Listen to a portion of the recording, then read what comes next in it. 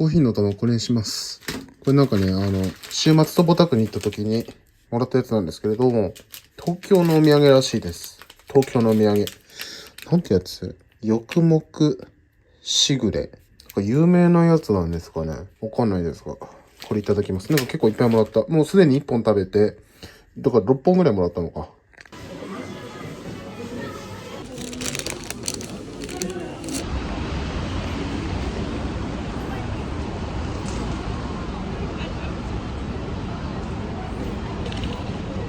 ここの上杉のあそこに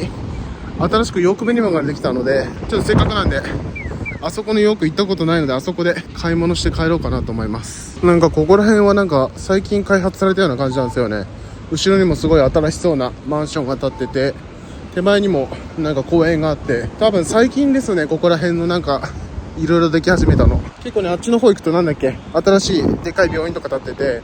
でマンションとかもすごいここら辺のエリアボコボコ建ってるんですよね、最近。なので結構最近はここら辺集中的に再開発してるのかも。あ、そうだね、マンションの広告が貼ってあるので、多分新築のマンション、もう入居してるのか分かんないけど、すごい新しそうなマンションです。なんか便利そうだな。仙台駅とかも近いし。到着。ヨークベニマル。おお、なかなかおしゃれ。よしよしよし、買い物終わり。当たり前ですが普通にヨークベニマルでした。あ、ここにイオンモール建つんだ。2025年秋って書いてあるな。まだ1年以上ある。すごいな、ここら辺のエリアの再開発。すごい。ちょっとバスで帰ろうと思ったんだけど、何も時間調べてないんですよね。あるかな。ダメだ、30分ぐらい街なので歩いて帰ります。無印良品の牛バラ肉の大盛りカレー。いや、美味しそう。ちょっと辛めらしいんですよね。無印の辛いタイプのカレーって食べたことないですよね。どんな感じなのか。うわ、うまそう。結構量多いな。いや、まあ匂いからしてめちゃくちゃうまそうなんですけど。あ、めちゃくちゃうまいですね。牛肉の味もすごい出てるし、なんかめっちゃ濃度が高い気がするな。そして辛さもなんか程よく辛くて美味しい。なんかね、とにかくいろんなものの味が出てる気がするんですよね。絶対多分うちでは作れない味。修理に出してた自転車が治ったっていう連絡が来たので、ちょっと取りに行ってみようと思います。あ、なんかこっち側から来たの初めてですね。オッケー、治りました。ちょっと乗ってみよう。よし、ということでもう完璧に治りましたね。結構ね、いろいろ交換しなきゃいけないパーツがあって、修理費用結構かかったんですけれども、このブレーキがね、なんかね、部品が、この中の部品が1個取れてたみたいで、それで後ろのブレーキが取り替えになりました。そして純正のやつがね、もう生産終了になっちゃって、だから、互換性がある違うやつになったので、ちょっと最初違和感ありますが、これと、あと、前のギアを変えるこのパーツね、この金属の、このシルバーのパーツ、これがね、折れてたらしいんですよ。折れてて、前のギアが変わんない状態。なので、ここら辺の部品も、そっくりそのまま取り替えになってて、さらに、このブレーキとか操作するこういうワイヤーとかあるじゃないですか。これもなんか見えないところで、チューブみたいな、この中で、切れてたり、錆びてたりして、結構限界だったみたいな、このワイヤーも変えたという、かなりいろいろ大変な。本当はね、ブレーキだけのはずだったんですけど、いろいろ、やばい箇所が見つかって、修理しないといけないポイントが増えてっていう感じで、まあとりあえず治ったんでよかったんですが、いやよかった、なんとか。いやしかし修理費用かかりましたね。遅くなったから少し割引してあげるよって言われて、少し安くはなったものの、それでも結構やっぱりパーツを取り替えないといけなかったりとか、あと結構いろいろめんどくさい部分が壊れてたりしたので大変でしたが、とりあえず乗れるようになった。まあとりあえず治ったんでよかったです。今日はここ与平沼公園に久しぶりに来てみました。ここの道自体はよく通るんですけど、与平沼公園っていうここに、うちから一番近い公園っていうのかわかんないですけど、こういう緑地帯的なところがあって、ここ結構この場所好きで来るんですけど、冬の間はもう全然来てなくて、多分秋以来ですね。夏とか秋とかは結構ね来てたんですが、冬の間ほとんど来なくて、なので本当に3、4ヶ月ぶりくらいに来ました、与平沼公園。もうすでに桜綺麗ですね。そう、桜もどのくらい咲いてるかなと思って見に来たんですけど、結構綺麗。ちょっと一周散歩でもしようかな。なんかね、いつもね、こっちの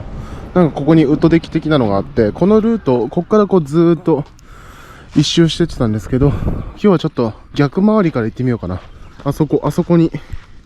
なんか階段的なのがあって、あそこからも行けるんですけど、なんかね、多分あれ行ったことあったっけかな。なんかこっちら辺あんま行ったことないって言って、結局一回行ったのか行ってないのか忘れましたが、もしかしたら一回行ったことあるかもしれないですけど、あまりこっちの方は行かないですよね。あっちの方は結構なんか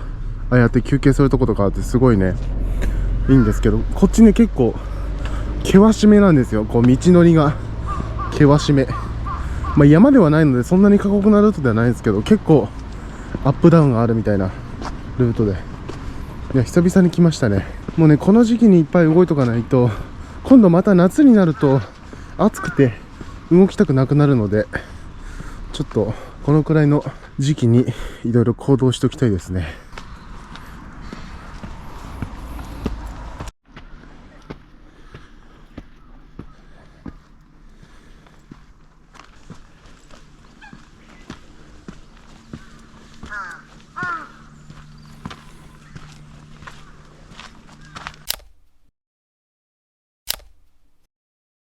これ普通に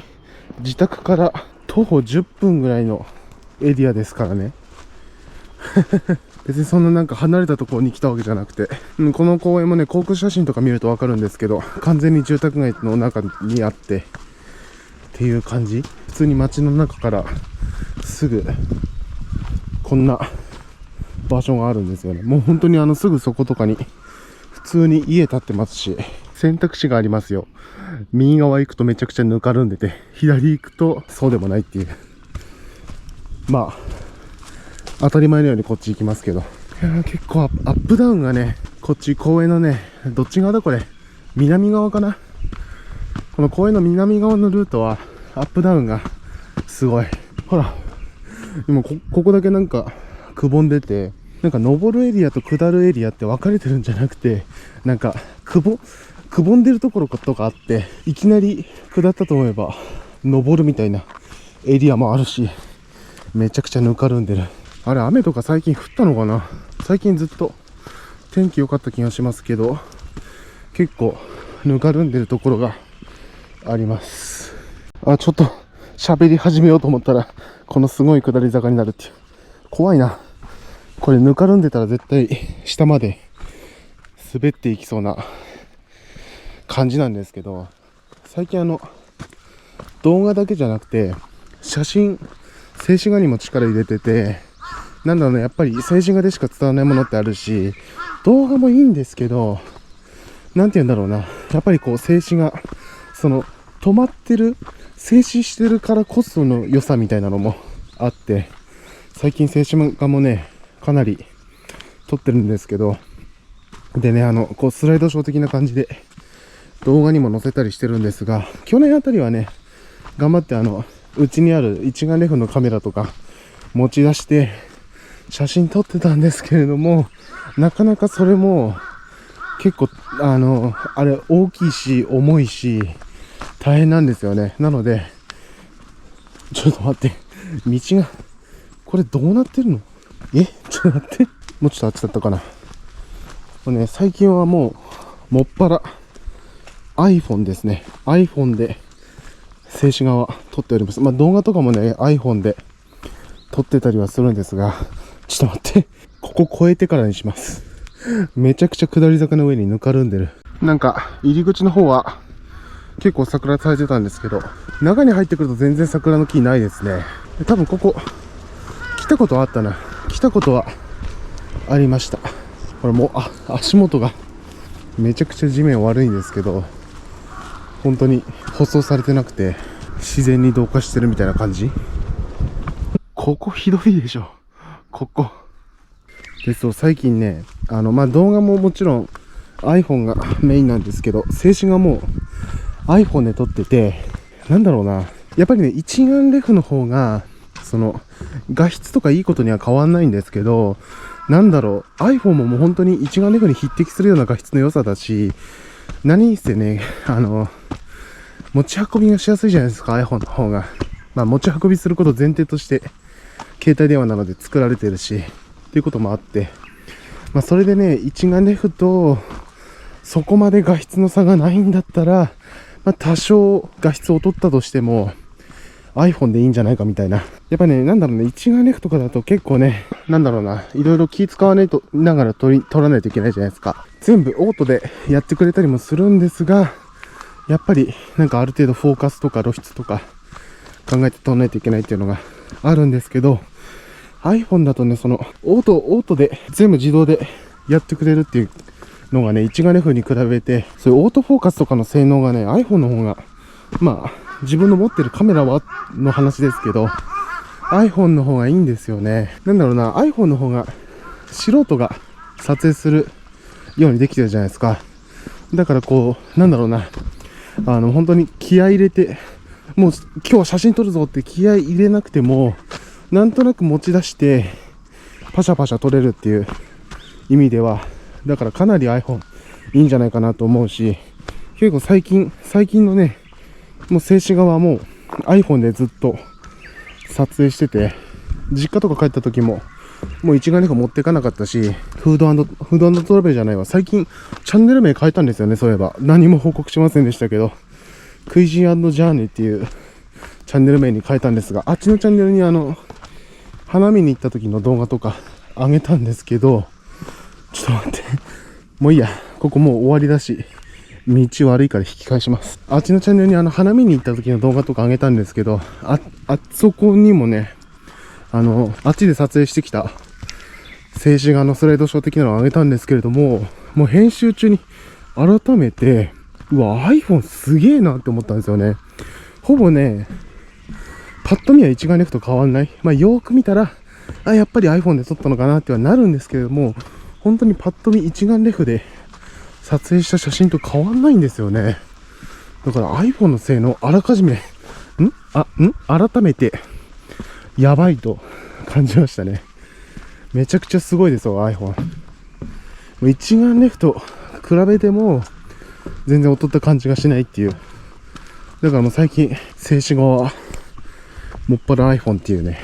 感じでやってます。なんかね、あれですね。一眼レフ、フルサイズの一眼レフじゃなくて、ミラーレスカメラ的なのが欲しいですね。やっぱね、家にある一眼レフあれ、すごいでかいし、重いし、なんかバッテリー持ちとかも悪いし、撮れる写真は、静止画はいいんですけど、動画性能があんま高くなくて、フル HD までしか撮れないんですよね。なので、しかも、フル HD の 30fps までしか撮れないんですよ。で、なんか 720p にすると 60fps 撮れるみたいな。そのくらいの動画性能しかないので、あんま動画では使えないんですよね。なので、ミラーレスぐらいのサイズの一眼レフで、動画性能もちゃんと 4K の30くらい、4K の60とか出るカメラになるともっとでっかくなっちゃうので、せめて 4K の30くらいの撮影ができるミラーレスカメラ。そしてもちろん、静止画性能もいいみたいな。そのくらいのカメラが欲しいですね。なかなかあのカメラね、動画撮れなくて静止画にしか使えないのに、あのサイズのものをそのためだけに持ち歩くかってなると結構億劫になってきちゃうので、動画もね、そろそろ iPhone だけじゃなくて、この GoPro とかもあるんですけど、そういうミラーレスとか、そういうちゃんとしたカメラで撮ってみたいなってあるので、今ちょっと自分に合った性能もそうだし、その本体サイズとか重量とか、デザインもそうだし、で、価格帯も抑えめのものっていうのを今探してて、で、候補がね、ZV-E10 だっけあれ、結構発売からもう経ったんですけど、ZV-E10 とか結構自分の用途に合ってるんじゃないかなと思うんですけど、今、いろいろ調べてるとこですね。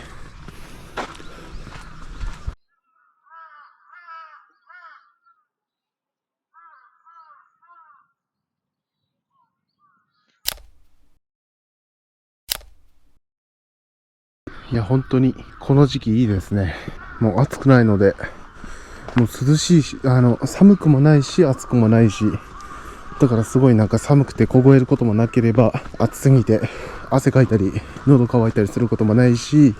虫とかも全然いないし、日差しもそんな強くないので、日焼けしたりとかもそういうこともないので、めちゃくちゃ本当にね、いろんなとこに出歩くのに、ベストシーズンっていう感じです。なんだろう、冬より夏の方が苦手ですね。冬はね、そこそこいろんなとこ行ってたりはしたと思うんですよ。まあこういうところは来なかったんですけど、結構街の中とかは結構冬でも歩ってたりしたんですけど、夏はもう本当にどこ行っても暑いので、もう本当にね、夏の方が引きこもってますね。もう去年のね、夏とか見たらわかると思うんですけど、ほぼ実家に帰省した以外は家の中にいたと思うんですよね。そして、実家に帰った時も全然外出てなかった。家族と車で出かける時くらいで、もうほとんど実家にいた時も中にいたんですね。もう本当夏は苦手ですね。春とか秋、春か秋って言われたら秋が一番好きなんですけど、秋の次に春が好きですね。で、その次冬。で、一番苦手なのが夏っていう感じ。いや、春より冬のが好きだから、春より冬のが好きかもしれないです。スキーとかスノボとかが好きなので。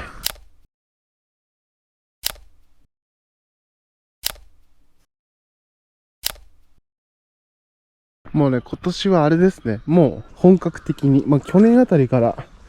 始めてましたけども、本格的に静止画に力を入れるっていう。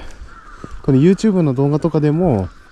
なんかスライドショーとかで、動画がもちろんメインにはなると思うんですけど、結構その静止画たくさん撮ってスライドショーで流したりとか、あと他の SNS とかでも結構インスタとかね、バンバン写真上げていきたいし、結構なんだろうな、動画もいいんですけど、写真結構その静止画のね才能も捨てがたいなと思って、結構いろんな人からうまいって言われてるので、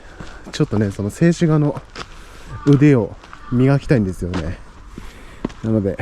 結構静止画に力入れていきたいです。結構ねこの動画とか始めたのはもう本当にYouTube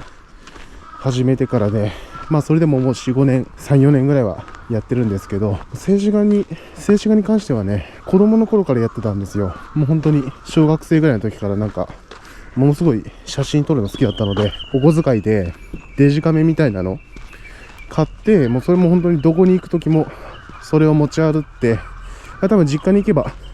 もう何百枚も写真残ってると思うんですけど、もうそのデジカメをどこに行く時も持ち歩いて、もう常に写真撮ってるみたいな。で結構ね、その時からもう本当にね、もう何百枚何千枚写真撮ってたので、もう本当に旅行に行った時は、もう本当に SD カード、4ギガとか8ギガとかの SD カード全部使い切るくらい写真撮ってたんですよ。1回で200枚とか撮ってたので、やっぱね、その時の影響もあると思うんですよね。この結構写真撮るのが腕があるっていうのは。だからね、動画もいいんだけど、写真極めた方が結構ねいいと思うんですよね。なので今年は写真を頑張ろう。それこそですね、インスタとかも自分すごいんですよね。動画の概要欄とかにも URL 貼ってあるのでぜひ見てほしいんですけど、そのインスタとかもいつだろうな、 YouTube 始める 1,2 年ぐらい前からインスタに関しては今のアカウントやってたんですけれども、本当に当時ね、結構始めた頃も写真の投稿頻度結構高くて、1日1個ぐらい上げてたんですけど、で最近またインスタ熱が高まってきて、1日、1つぐらいはポストするようにしてるんですけど、かなりあっちの方もいっぱい投稿していこうと思うので、ぜひ見ていただけると、そしてフォローしていただけると嬉しいです。最近静止画熱が高まりつつあります。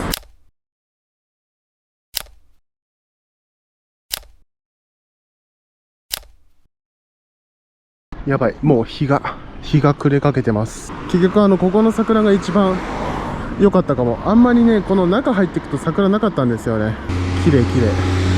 まだまだ咲いてそうですね。今日はこいつこの前、日課ウイスキーで買ってきたアップルワイン。これね、めちゃくちゃ美味しいですね。ワインって書いてあるけど、ブランデーみたいですね。リンゴの味がするブランデーなんですけど、めちゃくちゃ美味しい。もうなくなっちゃいますね。これ、見つけたら、また買ってこようかな。どうなんだろうな、これ。あそこの蒸留所でしか売ってないのか。でもこれ限定ラベルみたいなこと書いてあるから、このラベルが限定なのかもしれないですけど、売ってるの見たことないな。普通に売ってるんですかね。あとこのグラスも日課ウイスキーで買ってきたやつ。ホットチルが書いてあります。ナッシング。なんか発表会始まりますね。YouTube 開いたら気づいたんですけど、何が発表されるんだろう。なんかちょっとここにヒントが。イントロダクシングイヤープラスイヤーって書いてあります。イヤープラスイヤー、過去 A って書いてあるんですけれども。だからおそらくイヤホンが出るんじゃないかなと思うんですけど、ナッシングイヤーみたいなのが今あるじゃないですか。なんかそれの新しいやつが出るのか、ナッシングイヤーとナッシングイヤースティックみたいなのが今あるじゃないですか。これイヤープラスイヤーっていうのは何なんだろう。そしてこの A っていうのが廉価版モデルみたいな感じで、先日もナッシングフォン 2A っていうのが出ましたけど、その A っていうのがちょっと価格を抑えめにした iPhone でいうとプロがつかない普通のモデルみたいな感じなんで、より低価格帯のイヤホンが出てくるんじゃないかなって予想するんですけど、どうでしょう。東京って書いてあるけど、東京でやってるんですかね。東京2024って書いてある。ちょっと全然情報がわかんないけど。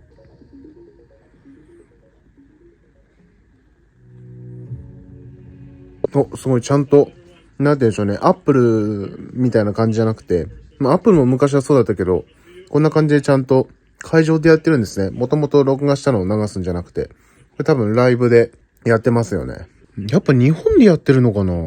ちょっと全然情報がわかんないけど。ライブフロム東京って書いてありますね。東京でやってるんだ。さて今日のビールは、こいつ。これね、多分あれ家族と桜波温泉に行った時、行く前に買ったやつだと思うんですけれども、2本買ってね、1本は飲んだんですけど、1本、残ってたので、飲んでます。これね、ドイツのビールですね。度数がね、2.5% とかしかなくて、で、結構、めちゃくちゃ甘いんですよね。甘いんですよ、本当に。すごく美味しい。で、あとこれが、プリュッツェル。これがね、家族がこのプリュッツェル好きで、これね、一応スナックではあるんですけど、本物のプリュッツェルみたいな味がして、めちゃくちゃ美味しいんですよね。家族がこれ大好物で、仙台駅の1階に入ってる、ジュピターってお店でね、この前、実家帰省した時に買って帰ったら、めちゃくちゃ家族が美味しいって言ってくれたので、今日も買いに行ったんですけれども、自分の分も買ってきた感じですね。これめちゃくちゃ美味しいし、ビールとの組み合わせは案の定最高ですね。多分どっちもね、ドイツのやつ。これもちゃんとメイドインジャーマニーのやつなので本物だと思いますよ。ほら。原産国名ドイツって書いてありますので、パチモンじゃなくて、お菓子ではあるけど、ちゃんとしたプリュッツェル。あとね、これも、さっきこれ食べてたんですけど、もうね、食べきっちゃったんで中身ないんですが、なんかすんごい長いグミみたいな。50センチぐらいあるのかな？だいたいこのデスクがね、70センチぐらいなんですけれども、合わせてみるとこんぐらいだから50センチぐらいある超長いグミをさっき食べました。これはね、トルコのお菓子みたいですね。トルコのやつみたいなんですけど、なんかすごい美味しかった。なんか明らかに体の悪そうな感じがしたんですが、カロリーがね、これ全部食べても56キロカロリーしかないんですよね。かといってカロリーが低いからといって体にいいわけではないんですが、ちょっとなんか美味しかったからちょっともう一回買ってきちゃうかもしれないです。